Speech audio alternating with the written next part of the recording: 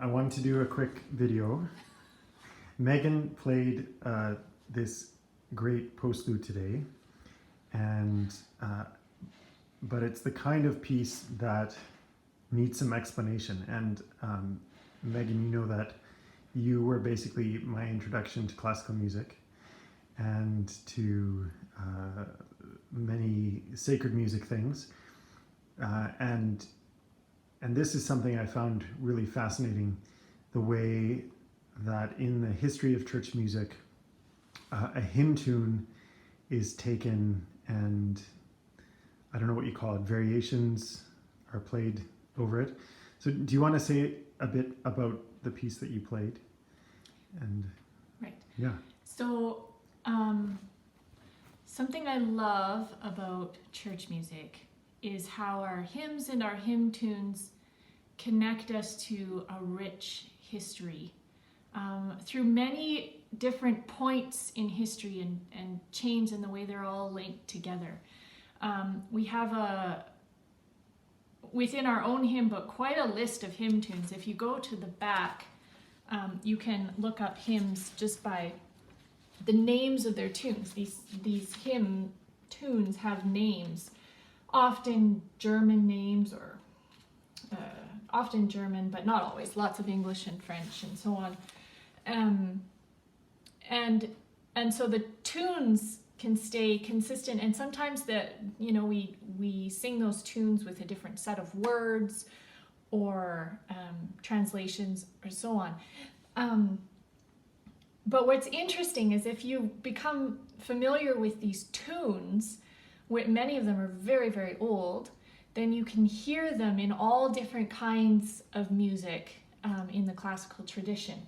So many of our great classical composers, particularly the German ones, were Kapellmeisters. That was their main income. They were the church musicians, and as such, they wrote a lot of their music for church services, which would have been something to go to. They had, orchestras and choirs in their church services. Go to church with Bach as the Kapellmeister. Yeah, the church musician. Mm-hmm. So this one that I played today was a hymn that was written in 1599 for the set of the reading that we had in church today, because they went through the lectionary as well. They went through this cycle of reading through the scriptures. And on this Sunday, where we read about the wise and foolish bridesmaids, a hymn was written for that Sunday, and in German. So the German name is Wachet auf. So that was in 1599, and then Bach later, I don't know when he wrote it, but Bach wasn't born until 1685, and he died in 1750. Bach took that hymn tune, and for this Sunday when we made this reading, he wrote a whole cantata, which is a sacred work with several movements, with choir and symphony, and it's the Wachet auf cantata. It's really phenomenal. And then he took one of the movements from the cantata and arranged it for organ. The hymn tune we sang as our final hymn today, it was Sleeper's Wake. Yeah.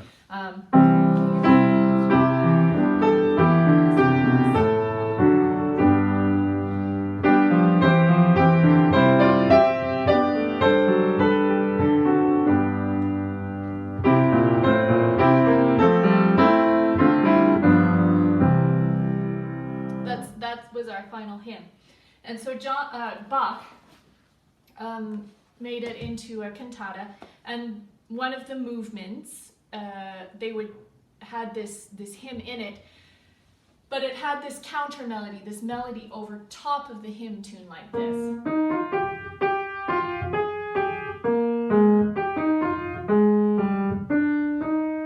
I read somewhere, somebody said this was probably Bach's second most famous organ work, next to his after that one. This is the second most famous, they think. And so often we listen to this piece and think of that as the main melody. But in fact, the hymn tune comes in later. On organ, it would be in the pedals. And sure enough, it would be a lot easier to play this piece with an extra couple of appendages. But this guy, Granville Bantock, arranged it for piano in about the 1930s. So another link in the chain of this hymn tune. So I'll just play a little bit right before the hymn tune melody comes in so that you can hear where it comes in kind of thundering in the left hand. Yeah, it's kind of dancing over top. Yeah, this counter melody dances over top. So I'll just here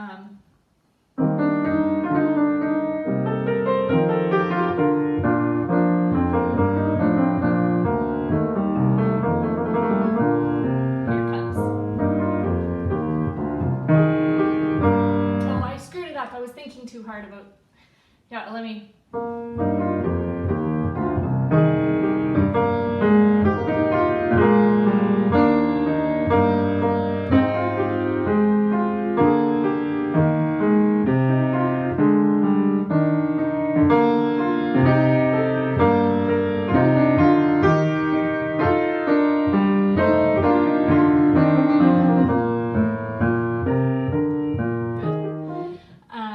Or here it comes up in the. Can I play another little section? Yeah, and I guess I was thinking dancing over top, not in the, higher up the keyboard, but in volume. Like Right. you emphasize it. Yeah. Over top. Yeah. Yeah. Here it comes in over top.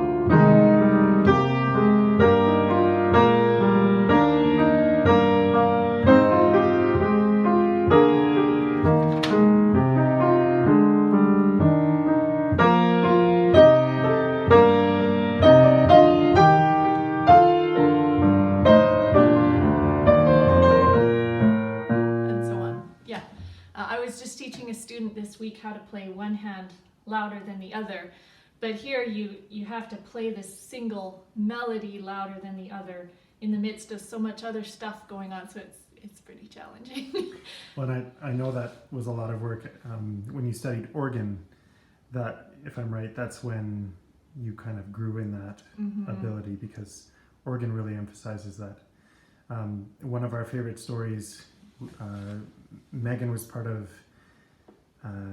the choir at St. Thomas Huron Street, and the organist there was something special. He was amazing. And I don't know, maybe you want to tell it about. Yeah, a bunch of them had been to a concert, and I think it was an organist, some spectacular organist, who ended the concert with an encore, fancy schmancy version of Tea for Two. And at the end of Evensong that night, which is a very solemn service, and at this church it was high Anglican, so they had incense and bells and robes and choir. The organist at the end did such a outstanding improvisation on the tune Tea for Two that it was an inside joke amongst the choir, who recognized it. For the rest of us who were there, I didn't even pick up on it, but the rest of them could pick out that hymn tune among the improvisations. So in fact, there are a lot of organ pieces written around these hymn tunes. I have a good story too about Kingsfold. I heard the voice of Jesus say, "Come unto me and rest." That tune. It's called Kingsfold. It's called Kingsfold, and we also sing the words, I feel the winds of God today, my... So we have two sets of lyrics for that tune. But one time, Miriam, when she was really little, she got that tune into her head, and John, you took her to the bathroom one day in a public place, and in the middle of the stall, she sang lustily a version about what she was doing on the potty to the tune of Kingsfold. You know, good Anglican tradition. A new improvisation, an old theme. Yeah. Yeah. Yeah. Yeah. Well, this is good, because I think these subtle pieces of our worship, I think, add a richness of history, but truthfully, sacred music is its own language that we don't often know about. So I've enjoyed getting to know about it, because it adds splendor to what we do. I really appreciated the last hymn, and then even more so as that theme was brought back with a sense of history and purpose, that to kind of carry us in our worship and send us out. So